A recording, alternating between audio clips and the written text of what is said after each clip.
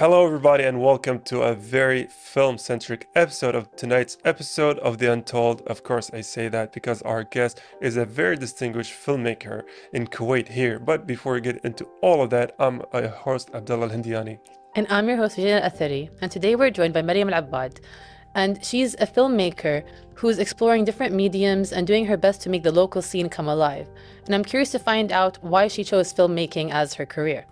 Yeah, honestly, especially when it comes to the filmmaking scene here in Kuwait, I know that the TV industry is booming, right? MashaAllah, our TV industry goes to the golden years here, and it echoes throughout so many different regions. But when it comes to the movies, that's where a lot of people struggle, especially here locally. So to see people actively in this kind of industry seeking it, pushing it forward, I'm sure it's going to be an amazing conversation about it. I agree. I think also to find out, like, was she always creative? How did it start? Whenever we speak to people who are more interested in filmmaking, they tend to have very unique ways of viewing the world and how things work. So with that, I hope the audience is also excited to find out what's going on in Maryam's mind. So stay tuned.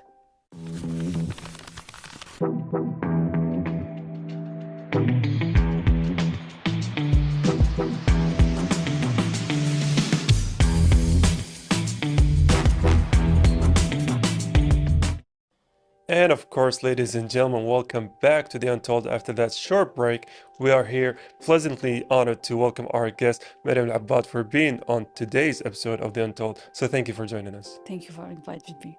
It's a pleasure to have you, and I know that you're a filmmaker. So I want to ask you, when did your passion for filmmaking first begin? Was it something you always did, or did it come later in life? No, since I was child, I remember like I do some theater shows in when the gathering. So even copying some theater shows, Kuwaiti, and try rewriting and then directed and produced it. Even founding some props and everything. So it was since childhood, but I think it's more gain when I have after graduation. I have like 1 year of gap. I did join a lot of universities until I chose which major I'm focusing in. In the beginning, I was focusing about photography, and then I found my passion in the filmmaking. And were you, I would say influenced by specific movies, directors, some artists within the filmmaking industry, or is it something you found within yourself, the love of the craft itself? It's mixed between both. I'm very fan of Disney Pixar movies, so I love them too. yeah, it's very amazing, especially how they deal with the character and build up what they need and what they want. At the same time, I find myself using the filmmaking as retreat or some if something happening for me, I can write it in a storytelling way. That's why I'm focusing about filmmaking. I think that's a really interesting approach to have. I do want to ask you though, like, when did filmmaking become a more serious career rather than just a hobby for you? First years of university in Kuwait University, especially when I write like small stories, and then one of my friend, she approached me and tried to let me join a filmmaking workshop in Abu Dhabi. So and this was my first time I do a short film, because they have like 6 weeks, 6 months of workshop, writing, director, producing, do a short film, and then they selected the best 6 films, and they will like have small trophies. And I was so surprised, like I was the youngest one Oh, who mashallah. doesn't have any experience, because like my first film, it was my first time I set on location, so I don't have any idea. It was disaster when I shoot it, like, but it's a good experience, especially like everyone of my family was there, supported me, my mother, father, even sisters. So everyone tried to help me in this short film. So yeah, that's what Mashallah. I did. And so how did you find the experience from watching movies, loving movies and just being an audience to then actually studying, the art of movies, studying how a shot is made, studying how actors stand, how they say their lines. Like, how did you find that, kind of difference between the two worlds? A lot. Like if you're a regular audience, you will enjoy the film just watching. But for me, I will analyze everything from sound, shots, the acting, the music, the script, the build-up, even like something in the frame. So I don't now see it as enjoyment, mostly see it as studying. So and learning phase. Yeah. So it's Oh, different. that is so interesting. I think when I was in uni, I took one course that included cinematography, and it was how to read a film. And it really changed the way that I looked at movies as well, because before that, you aren't focusing on all of the details and how certain shots work and things, or like the lighting. There are a lot of details that if you're just a regular viewer watching, you're just watching. You're just seeing the whole scene. You have no idea about all the little details that are making the scene something. Yes. Yes. So I do want to ask you, like, do you think it's important to have kind of formal training or a mentor to learn about this kind of stuff? It's a must, I think. Yeah. It's because it needs the mix of them.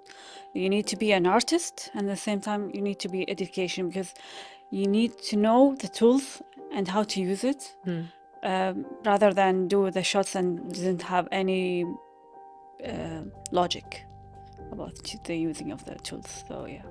It is, and there are a lot of things that are involved with, you know, shooting even a very simple, maybe 5-second frame. Like you have to take attention of how the light is headed, how the shadows are reflected, how the actor is standing. So there are a lot of rules when it comes to a lot of these things. When people just think it's, oh, you put a camera and people act. So when it comes to a lot of these techniques and a lot of these, you know, I'd say educational formats, do you think it's necessary to go to these kind of schools, or is it something you learn across as long as you do this kind of craft? No, it's need the both of them. Even reading book, see some movies, it need a lot of things.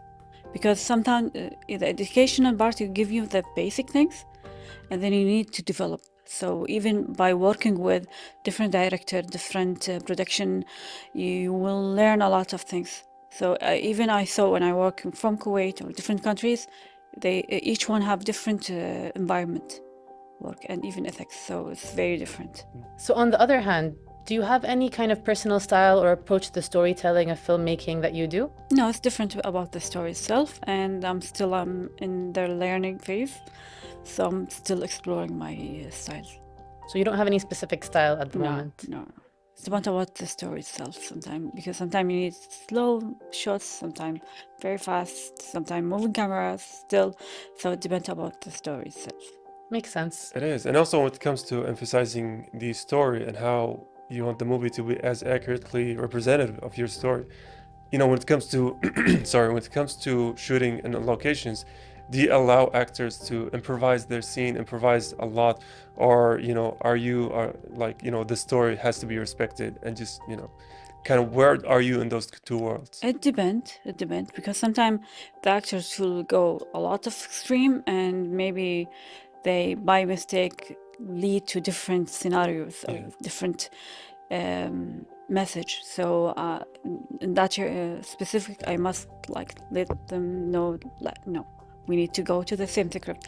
But sometimes some things need to be improvised, because even the writers, they don't, maybe the actor have different emotions. Yes.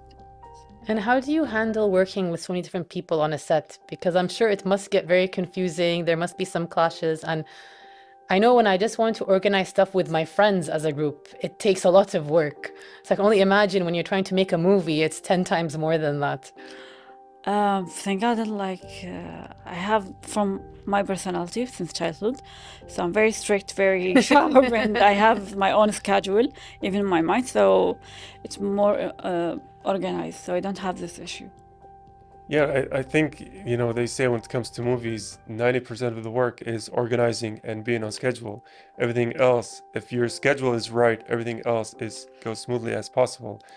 Yeah, but in the same time, I'm very flexed when it's having changed some issues, because you know every set there's a lot of issues, a lot of challenge that will happen in the set. So I'm very flexible to deal with it and use it as an element to do or continue my films.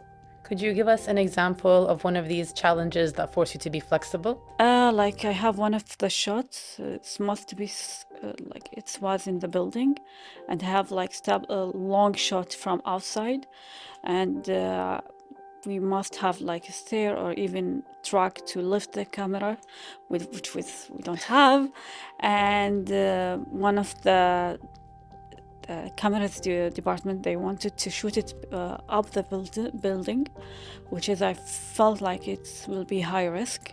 If the cameras fall, or if even the crew member will fall, I will not take it. So I changed it to have it like the cameras outside in the street, and then smooth zoom in, which is give the message very differently and beautiful. It is. And also on the topic of challenges, coming from a unique position where you are making short movies here in Kuwait, what would you say are the challenges of doing these kind of movies here locally? My last film, which was The Challenge, I shoot it in July, which is not a good idea. Terrible. Yeah, too hot. And like 4 days out of 5, we shoot it outside in the farm. So, yeah, we have the good frame, but it doesn't. It's very hard. Like everyone is dying in the summer, so so I'm choosing not to shoot in the summer anymore. This is the main issues, because I mostly shoot now short films. So we don't the locations, we got it for free. So thank God, for free. So many places support of us and give us sponsors and everything. So it's smoothly. I mean, it's amazing that you're managing to find local support for a lot of these things. I totally felt you when you said about shooting in July, like big mistake. I think doing anything in July in Kuwait is a very difficult thing unless you're going to the beach, No, it's and even the shooting time, it was like 14 to 15 hours a Oh, day. wow. MashaAllah. Very, very, no, it's too much. It's okay. I guess it's also important to kind of have these mistakes early on because you learn from them and it's what not to do in the future. Yes. I think that's very unique about filmmaking, especially when you're directing or producing the movies, is you're going to go through processes where you're learning about yourself, you're learning what works best, the ups, the downs, how to make a crew work together, the best times to film certain things. It's all a learning process. Yes. But we are going to take a really quick break and I hope we can dive in a bit further. So stay tuned.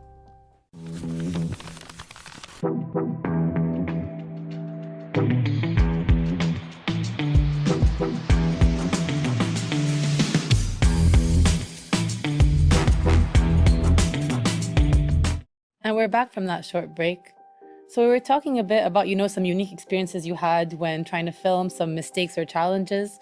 But can you tell me a bit about your first project? What was that like for you? Oh my God. It's because the program in Abu Dhabi, I chose to shoot the film in Kuwait. So we don't have any, like even the mentor of the director, he will not come to come to support me in the film. So we are just a student and doing the film. So it was challenging. We're shooting like in the very old house. And everyone it's the first time shooting, so even the DOP is the first time of shooting. The challenge is that the kids, her name is Rahaf al-Anisi, and she was like the first time shooting and acting, and I make her shoot barefoot all the scenes, and even the sun, so her feet like too much, a lot of heat. We try to do a test with the crew, and we just opened the gas and the bios all burned. So it was very challenging how to try to make it again without have this risk. I have same thing like the second film. I have around 15 child with me from the family. So yeah, so that's like a whole classroom of kids. Yeah, because we have a village. Yeah, so much. So everyone like exciting, and they like seeing like a game, and we built like a very old village. So before even shooting, like I hear some kids say fruit, and then they go to eat the fruit, and and they desire broke the props. So yeah. Oh no. Yeah. And so would you say that, when it comes to shooting something the most difficult thing about it is finding the framing, the blocking, the standing, or dealing with the actors. Dealing with that, especially with the kids. Kids and animals is like most of them, because you're dealing with kids, they see it as a game. So sometimes you need to be playing with them. And I have 3 films, short film with the kids, the main character. So most of them we need a time to let her play. It makes sense because I think that they're very honest, they're very emotional, they're very in touch with themselves, so you can get a lot out of a kid. It's like kind of, I remember when I was young, me and my friends, we would play games, play pretend all the time. And it's not even you're trying to act, but for fun, you're acting and doing these things. You get very involved in the story. So I can imagine it was quite an experience, both like very interesting one with the kids. Yes.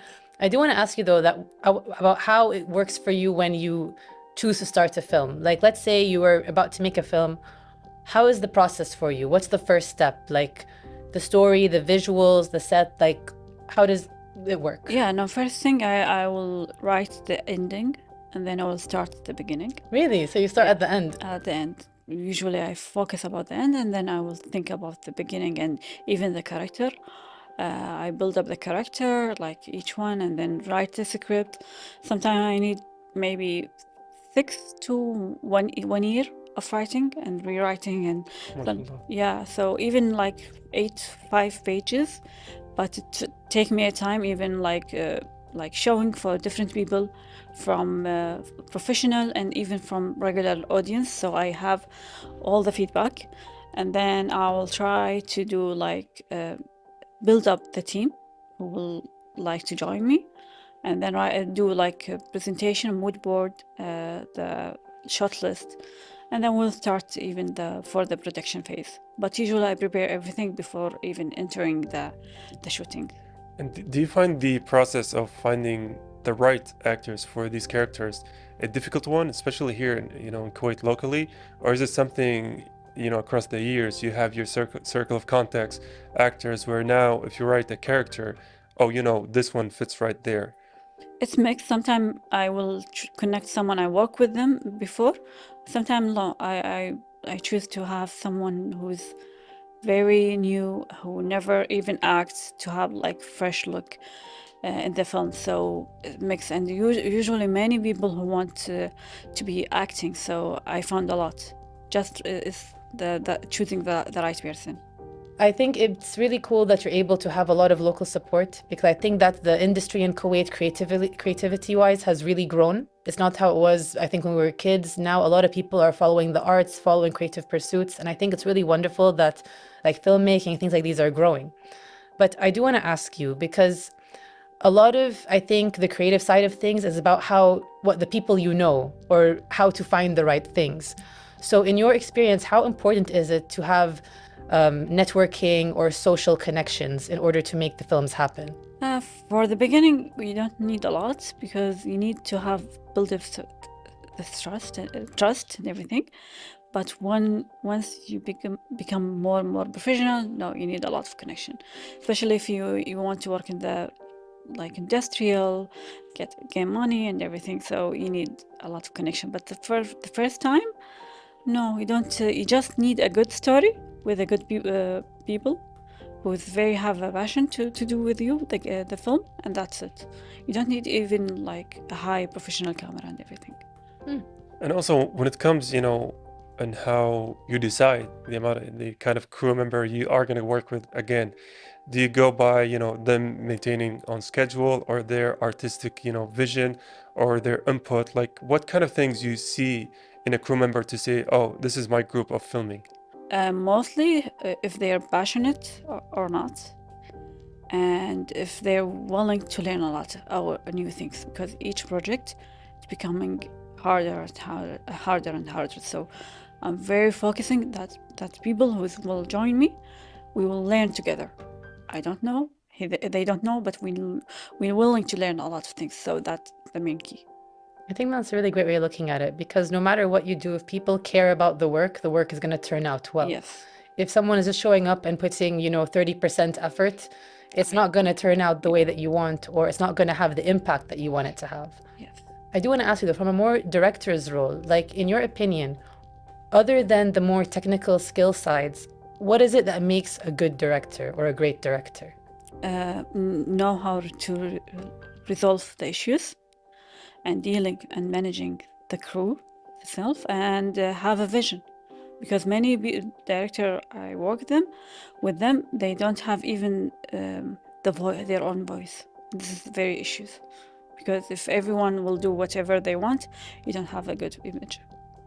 And when it comes to developing your own voice, how would a director develop their own voice? Because I know you said, through shooting so many projects, you found your visual style. So is that the proper method or the best method to find your visual style? No, I think if each person have a different way, and even the project itself. So we have different areas to learn with it. And, nowadays things are changing a lot because of social media, because of AI, because of new technology. So, in your opinion, are these new technologies impacting creativity or filmmaking in a positive or negative way? If you use it like for the main thing and you create from scratch everything, it will not giving the good image, because we see the result now, and there is usually when you see their project, you feel there is something missing, and even the humanity is missing. So, or even the feeling or the emotion is missing. So, we can use it like as assistant tool to fix some frames, to fix something, but not for the whole project. I think it will be helping.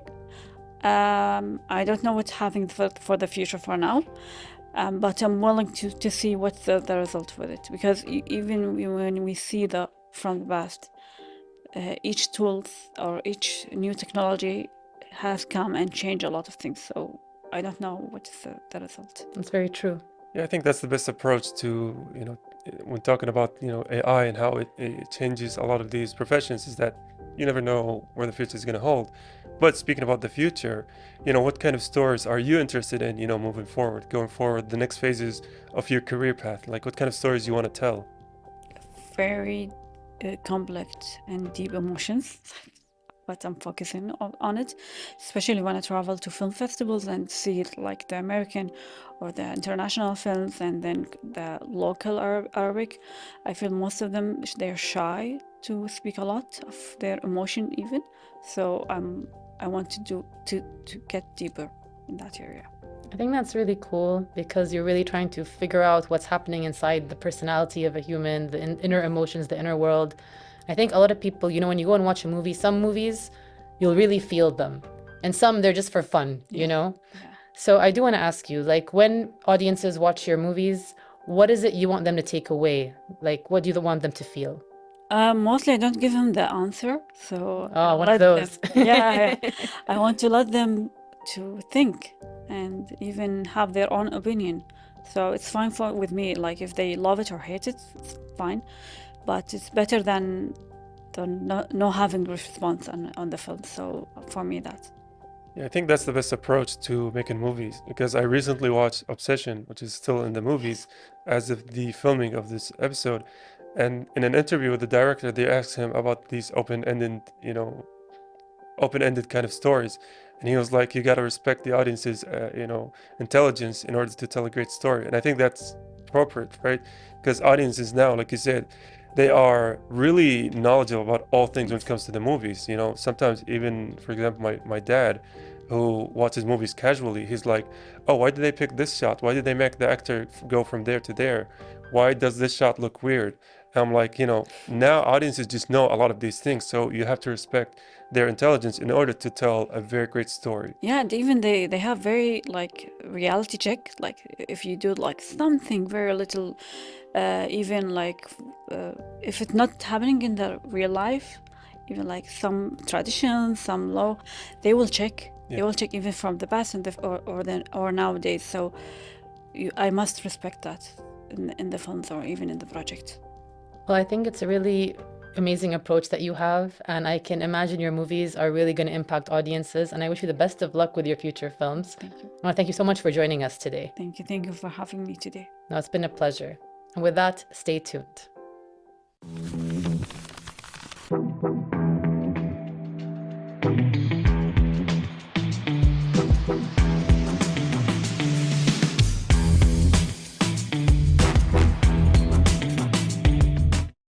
And we're back from that short break. And honestly, Abdullah, it was so unique talking to Maryam and the way that she approaches filmmaking. I love that from a young age she was interested in it, but she had the fortitude to make it more than just a hobby, but her career as well. It is, yeah, honestly. And whenever we have these guests on the Untold who, had these dreams and these passions when they were young, and then they actively pursued them and turned them into career paths, it always makes me so happy to hear about these kind of stories. And we do honestly wish her the best. And even go through her socials, her work, her short movies are amazing. And I hope, this platform has been a great showcase for a lot of people to go and support her, to see her movies, to give her a lot of the support that she most definitely, has.